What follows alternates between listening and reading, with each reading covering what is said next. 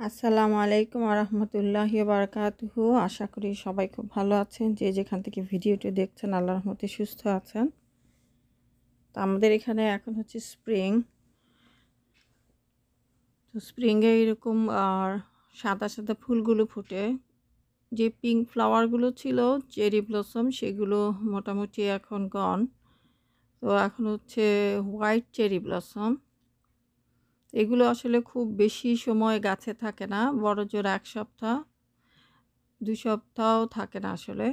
আর interesting হচ্ছে ফুলগুলো এত সুন্দর, কিন্তু এগুলোর মধ্যে কোনো গন্ধ নাই। তো এখানে একটা পার্ক আছে। সেই পার্কে কিছু ওই পার্কের চারপাশে ফুলের গাছ আছে এবং এখানে ছোট একটু টিউলিপের বাগানের মতো করে। তো ওইটা দেখতে যেতে ভালো লাগে। তো টিউলিপগুলো কিন্তু নিজে নিজেই হয়, নতুন করে লাগায় না আসলে। টিউলিপগুলো হচ্ছে যখন কলি অবস্থায় থাকে আমার কাছে, তখন দেখতে বেশি ভালো লাগে। তো আমার ছোট ছেলেটার বার্থডে ছিল, তো ওকে নিয়ে এসেছিলাম কিছু ছবি তুলে দিব। তো ওকে ছবি তোলাটা খুবই ডিফিকাল্ট। সে একটা জায়গায় দাঁড়াতে চায় না এবং সে ছবি তোলা পছন্দও করে না। তো অনেক কষ্ট করে আমি ওর কিছু ছবি তুলেছি। তো ছোটবেলা থেকেই আসলে ও, যেহেতু বড় ২ ভাই-বোনের সাথে একসাথে বড় হয়েছে, তা এখন ওর ভাই-বোনরা বাসায় নাই, সেটা সে খুবই মিস করে। তো আমরা আসলে বার্থডে উপলক্ষে কিছুই করিনি। তাকে কোনো কেকও এনে দেইনি বা কোনো গিফট না। আ আমি ওকে বলেছিলাম যে, "তোমাকে জুতে নিয়ে যাই," কিন্তু সে জুতে যাবে না। সে তার ভাইয়ের সাথে খেলবে। ওর ভাই হচ্ছে এখন অস্ট্রেলিয়ার আ সিডনিতে আছে। তো অনলাইনে গেম খেলবে, এটাই হচ্ছে তার জন্য বার্থডে গিফট। তো যাই হোক, আসলে একেক বাচ্চার একেক জিনিস চায়। ও কোনো খেলনা কোনো কিছু দিয়ে খেলতে চায় না। সে আরেকটা চাচ্ছিল অনলাইনে গেম খেলার জন্য, একটা গেম চাচ্ছিল। তা আমি ওকে কিছুতেই গেম কিনে দিব না। বাট সে গেম কিনবে। আমার কাছে মনে হয় যে বাচ্চারা এইসব গেম-টেম খেলে বাচ্চাদের ব্রেইন নষ্ট। তো এর থেকে যদি বই পড়ে বা অন্য কোনো প্রোডাক্টিভ কোনো কাজ করে, কোনো জুতে গেল, মিউজিয়ামে গেল, কোনো আর্ট মিউজিয়ামে গেল, আর্ট করল, বই পড়ল, তো লাইব্রেরিতে গেল, এইসবেই হচ্ছে সময় দিলে বা বাইরে খেলাধুলা করলো, বাইক চালালো। আর এখন একটু গরম পড়লে সুইমিং করলো। তো এইটা হলে বেটার হয় আরকি। একটা বাচ্চা বড় করার জন্য আসলে বাবা-মা দুজনেরই পার্টিসিপেশন খুব প্রয়োজন। কিন্তু এমন যদি হয় যে বাচ্চা ঘন্টার পর ঘন্টা ফোনের মধ্যে থাকে বা গেম খেলতে থাকে এবং বাবা কিছু বলে না, তখন দেখা যায় বাচ্চাটা মা যদি বলে যে, "না, তুমি গেম খেলো না বা তুমি এখন ফোনটা ইউজ করো না, একটা বই পড়ো" বা অন্য কোনো কিছু পড়তে বলে, তখন বাচ্চাটা মাকে এভয়েড করতে থাকে বা মাকে পছন্দ করে না। তো আমার ক্ষেত্রে তাই হয় যে দেখা যায় যে আমি সাধারণত সবসময় বলি যে, "না, তুমি আর গেম করতে পারবে না বা অনেকক্ষণ হয়েছে, ফোনটা রেখে দাও। আসো, আ একটু" মানে ওকে আমি ইসলামিক স্কুলে দিয়ে আবার নিয়ে এসেছি, কারণ সে ইসলামিক স্কুলে যেতে চায় না। তো ওকে আরবি পড়ানো বা কোনো সূরা মেমোরাইজ করানো সবকিছু আমাকে নিয়ে বসতে হয় এবং সে বসতে চায় না। তো এই সবকিছু যদি মায়ের কাছ থেকে আসে, বাবার কাছ থেকে না আসে, তখন বাচ্চাটা আ মাকে অপছন্দ করে। তো আমার ক্ষেত্রেও তাই হয়েছে যে আমার ছেলে আ দেখা যায় যে আমাকে সাথে আসলে এভয়েড করতে থাকে, যে সে আ আমি থাকলে আমি ওকে জিজ্ঞেস করি যে, "তুমি কি দেখছো? মানে ফোনের মধ্যে আ এটা দেখো না। এটা তোমার জন্য অ্যাপ্রোপ্রিয়েট না।" আসলে একটা বাবার অনেক দায়িত্ব, কিন্তু বাবার কাছ থেকে গাইডেন্স আসাটা অনেক বেশি জরুরি আসলে বাচ্চাদের জন্য। তো এখন হচ্ছে শাওয়াল মাস শেষ হয়ে গেল, জুলকিদা মাস। জুলকিদা, এরপরে জুলহিজ্জা, এরপর মুহররম। তো অনেকেই হয়তোবা হজে যাবে। হজ হচ্ছে জুলহিজ্জাতে, কিন্তু জুলহিজ্জার যে আগের মাস এখন যেটা শুরু হলো জুলকিদা বা জুলকাদা বলে। either way। তো এই জুলকিদা, জুলহিজ্জা, মুহররম এই মাসগুলোকে সেক্রেড মান্থস বলে ইসলামে। সেক্রেড মান্থসের একটা বৈশিষ্ট্য হচ্ছে যে যেকোনো পাপ কাজ যেটা সিনফুল সেটা মাল্টিপ্লাই অ্যাম্প্লিফাই করে, ওজনে বেড়ে যায় আরকি। অর্থাৎ আমরা তো ছোটখাটো যাই করি আরকি, যেটা এখন কেউ বড় কিছু করছে, মেজর কোনো সিন করে, কেউ মাইনর সিন করে, হোয়াটএভার ইট ইজ, এইগুলো হচ্ছে অ্যাম্প্লিফাই করবে, ভারী হয়ে যাবে ওজনে। তো এই ৩ টা মাস আর হচ্ছে রজব মাস, এই ৪ মাস জুলকিদা, জুলহিজ্জা, মুহররম। তার মানে এখন ধরুন এখন হচ্ছে মে শুরু হয়ে গেল। মে, জুন, জুলাই এই 3 মান্থস হচ্ছে এই ধরনের ব্যাপার আছে। আবার অনেকে বলেন যে আলেমরা বলেন যে অনেক বেশিরভাগ আলেমরাই বলেন যে গুড ডিড যেগুলো সেগুলো মাল্টিপ্লাই হয়, ওজনে বেড়ে যায়। তো আসলে গুড ডিড মাল্টিপ্লাই আ তো গুড ডিড থেকে ব্যাড ডিডগুলো যাতে মাল্টিপ্লাই না হয় বা অ্যাম্প্লিফাই না হয়, তো সেইটা খেয়াল রাখা আমাদের খুবই জরুরি দরকার সবার জন্য, আমার জন্য, আপনার জন্য, সবার জন্যই।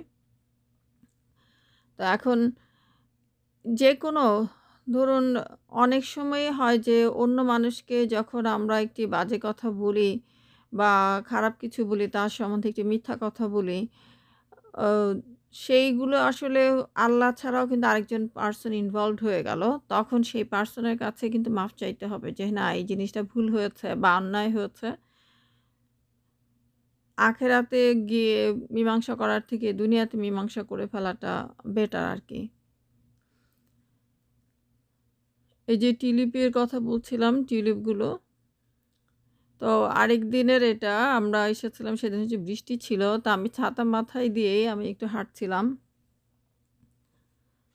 এই জায়গাটায় আসলে লোক থাকে, অনেকে ক্যামেরাম্যান নিয়ে আসে। ক্যামেরাম্যান এনে তারপরে আ ক্যামেরাম্যান, ক্যামেরা উইম্যান মানে ফটোগ্রাফার নিয়ে আসে। ফটোগ্রাফার নিয়ে এসে তখন ওরা এখানে ছবি তোলে আরকি। অনেকে ওয়েডিং পিকচার তোলে, কেউ গ্র্যাজুয়েশন পিকচার তোলে, অথবা কেউ সুইট 16 পিকচার তোলে।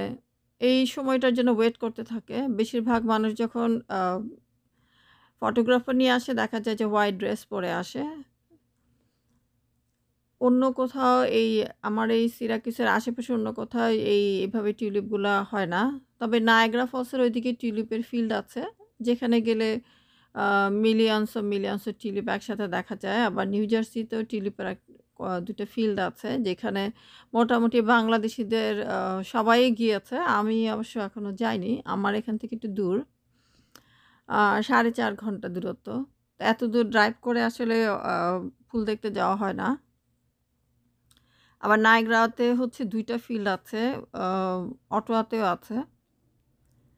অ্যালবানিতে গিয়েছিলাম গত বছর বোধহয়। গত বছর একটা টিউলিপ ফেস্টিভ্যালে আমার ২ ছেলেকে নিয়ে। তো বাচ্চারা মজা করেছিল। তো যেটা বলছিলাম যে আর জুলহিজ্জা মাসের ১ম ১০ দিন হচ্ছে অত্যন্ত আ ভালো দিন আরকি। মানে বছরের সবচেয়ে সেরা দিন বলে। আল্লাহর কাছে সবচেয়ে পছন্দনীয় ওই সময়টা, যা ওই সময়ে করা যেকোনো ভালো কাজকে আল্লাহ পছন্দ করেন। সেটা হচ্ছে ফার্স্ট 10 ডেজ অফ জুলহিজ্জা। যারা হজে যায় তারা তো ডেফিনিটলি তখন ভালো কাজেই থাকে। এখন আমরা যারা হজে যাই না বা যেতে পারছি না, স আ তাদের জন্য সেই দিনগুলো আমরা যার অবস্থান থেকে সেগুলোকে একটু মানে এক্সট্রা এফোর্ট দিয়ে আ ওই ডে গুলোকে পাস করতে পারি আরকি। আর এই জুলকিদা, জুলহিজ্জা এবং মুহররম এই ৩ টা মাস একটু কেয়ারফুলি থাকতে পারি ইনশাআল্লাহ। যে কোনো ধরনের ঝামেলায় যেন না পড়ি আরকি। এখন অনেক সময় দেখা যায় আপনি পাপ থেকে বাঁচতে চাইলেও আপনার সাথে যে মানুষটা থাকে বা যাদের সাথে আপনি বসবাস করছেন, আপনার এনভায়রনমেন্ট, সেই এনভায়রনমেন্টে পাপ থেকে বাঁচাটা অনেক ডিফিকাল্ট হয়ে যায়।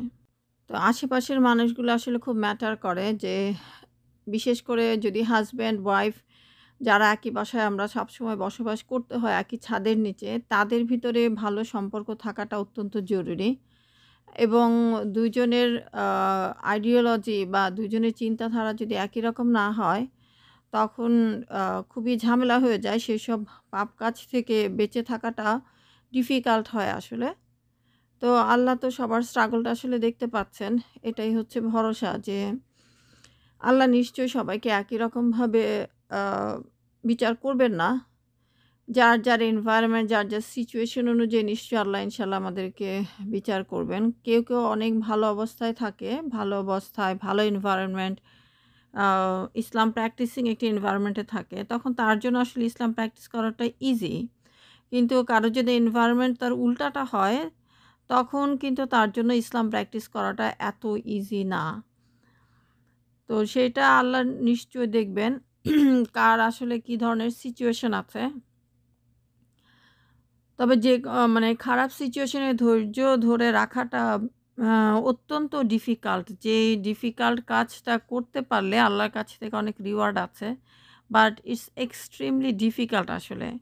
এখন আ উল্টা দিকে বসবাস করে অনেকেই অনেক ধরনের উপদেশ দিতে পারে যে, হ্যাঁ, এরকম করলে ভালো হয়, ওরকম করলে ভালো হয়। কিন্তু আ সিচুয়েশন এর ভিতরে যদি কেউ বসবাস না করে, সেই মানুষটা আসলে মানে বাইরে থেকে তাকে উপদেশ দেওয়াটা ইজি, কিন্তু ওই সিচুয়েশন এ আপনি যদি বসবাস না করেন, আপনি আসলে বুঝতে পারবেন না যে এটা কত কঠিন আরকি। সো ইংলিশে বলে যে আ মানে দুনিয়ার লাইফটা আসলে খুব বেশি বড়ও না, আবার খুব বেশি ছোটও না। কারো জন্য দুনিয়ার লাইফটা অনেক বড় হয়। প্রতিটা দিনই মনে হয় যে, ইস! এই দিনটা বোধহয় আর শেষ হবে না। আবার কারো ধরুন আনন্দে যদি থাকে, তখন দিন খুব দ্রুত শেষ হয়ে যায় দেখবেন। মনে হবে যে আপনি কোথাও যদি বেড়াতে গেলেন বা কোনো উৎসবে গেলেন, ফেস্টিভ্যালে গেলেন, তখন মনে হয় যে সেটা এত তাড়াতাড়ি কেন শেষ হয়ে গেল? আবার কেউ যদি কোনো স্ট্রাগল এর মধ্যে থাকে, কোনো ঝামেলার মধ্যে থাকে, তখন দেখবেন তার দিন যাচ্ছে না। মনে হয় যে আ কেন দিনটা শেষ হচ্ছে না? কেন মাস শেষ হচ্ছে না? কেন বছর শেষ হচ্ছে না? এখন এই ভালো অবস্থায়, মন্দ অবস্থায় যেই অবস্থাতেই আমরা থাকি না কেন, ২ অবস্থাতেই আল্লাহকে স্মরণ করাটা হচ্ছে আমাদের দায়িত্ব। এবং ২ অবস্থাতেই আলহামদুলিল্লাহ বলাটা আমাদের দায়িত্ব। কিন্তু আলহামদুলিল্লাহ বলা খারাপ অবস্থায় থেকে ইটস রিয়েলি ডিফিকাল্ট। যো আমাদের যারা অন্য মুসলিম ভাই বোন অন্য কান্ট্রিতে যারা নির্যাতিত হচ্ছে, তারা এটা বলছে যে হাসবুনাল্লাহু ওয়া নি'মাল ওয়াকিল। আল্লাহ আমাদের জন্য যথেষ্ট। কিন্তু আমাদের ঈমান এতটা আসলে শক্ত না যে আমরা কোনো ধরনের খারাপ সিচুয়েশন এ আমরা থেকে এই কথাটা বলবো, বা আমরা ওইভাবে গ্রো আপ করিনি। এটা হচ্ছে বড় কথা আসলে। দোয়া করবেন যেন ঈমান শক্ত হয় আমার। তো এবং খারাপ সিচুয়েশন থেকে বের হয়ে যেতে পারাটা হচ্ছে একটা ব্লেসিং। আবার খারাপ সিচুয়েশন এ থেকে আল্লাহর ইবাদত করতে পারাটা আরেকটা ব্লেসিং। তো খারাপ সিচুয়েশন এ থেকে আল্লাহর ইবাদত করতে পারাটা এত ইজি ব্যাপার না আসলে। যদি আমরা এই ধরনের ট্রেনিংটা ছোটবেলা থেকে না পেয়ে থাকি। এই ট্রেনিংটা কিন্তু আসলে নাই। আমি খুব সচ্ছল পরিবারে বড় হয়েছি এবং খুব আদরে যত্নে বড় হয়েছি। আ আমার কখনো আসলে চা বানিয়েও খেতে হয়নি। এবং আ কখনো মানে কেউ আমাকে বাজে কথা বলেনি, বা কোনো ধরনের আ হার্ডশিপ এর ভিতর দিয়ে আসলে যেতে হয়নি। যে হার্ডশিপটা মানুষ ফাইন্যান্সিয়াল বলে, অথবা পারিবারিকভাবে বা সামাজিকভাবে। তো ছোটবেলায় যদি কেউ হার্ডশিপ এর ভিতরে বড় না হয়, তখন দেখা যায় কি যে বড় হয়ে কোনো ধরনের হার্ডশিপ বা কোনো ডিফিকাল্ট সিচুয়েশন এ পড়লে সেটাকে হ্যান্ডেল করাটা অত্যন্ত ডিফিকাল্ট হয়। যাই হোক, লাইফ প্রেডিক্ট করা অনেক সময় যায় না আসলে, এবং মানুষকে প্রেডিক্ট করা যায় না আরো। আল্লাহর সবচেয়ে সুন্দর সৃষ্টি হচ্ছে আশরাফুল মখলুকাত। এখন সেই আশরাফুল মখলুকাতকে আপনি অনেক সময় ট্রাস্ট করে তারপর আপনি ঠকে যাবেন। আপনি হয়তোবা ট্রাস্ট করছেন, কিন্তু দেখা গেল যে আপনি যাকে ট্রাস্ট করছেন সেই ব্যক্তিটা ট্রাস্টের যোগ্য না। আপনি ১ বার ট্রাস্ট করলেন, ২ বার করলেন, ৩ বার করলেন। কিন্তু প্রতিবারে সে আপনার ট্রাস্ট ভঙ্গ করছে। এখন একেকজন মানুষ আসলে একেক এনভায়রনমেন্ট এ বড় হয়। তো সে এনভায়রনমেন্ট অনুযায়ী তার পরবর্তী আচার-আচরণ সবকিছু সে এনভায়রনমেন্ট অনুযায়ী চলে আসলে। সেজন্য আমার মেয়ে বড় হয়েছে আর যাদেরও মেয়ে আছে আমি আ তাদেরকে বলব যে, যখনই আপনি মেয়ের জন্য একজন আ পাত্র খুঁজবেন, তখন আসলে সবচেয়ে বেশি যেটা জরুরি দেখা যে, যার সাথে আপনি বিয়ে দিতে চাচ্ছেন, সেই মানুষটা কতটুকু গুড ম্যানার্ড, আপনার মেয়েটাকে কতটুকু ভালো রাখবে। এখন টাকা-পয়সা কিন্তু আসলে কারো আজকে নাই, কালকে হবে। উম আ ধরুন কারো চাকরি নাই আজকে। কিন্তু এর মানে না যে সারা জীবন সে বেকার থাকবে। তার হয়তোবা জব হবে ২ বছর ৩ বছর পরে। অথবা কারো এখন জব আছে কিন্তু তার জবের সেলারি অত বেশি না। এখন তার সেলারি হবে, মানে মানুষ তো বিগিনিং এ একটা হাই সেলারি দিয়ে স্টার্ট করে না। তো সেইজন্য কিন্তু যার গুড ম্যানার্স আছে সেই গুড ম্যানার্স টা দেখে বিয়ে দিতে হবে যে হ্যাঁ, এই পারসনটা আ ভালো। তার কথাবার্তা, তার চারিত্রিক বৈশিষ্ট্য আ এবং ইসলাম প্র্যাকটিসিং এটা আরেকটা ইম্পোর্টেন্ট দিক। এখন আপনি যদি দেখেন যে না ছেলে আসলে ঠিকমতো নামাজ পড়ছে না বা ঠিকমতো হয়তোবা রোজা রাখে না। দাড়ি রাখাটা থেকে দাড়ি রাখা তো সুন্নাহ কিন্তু আ এবং আল্লাহর ভয় নাই তার ভিতরে, তাহলে তাকে এভয়েড করা উচিত আসলে।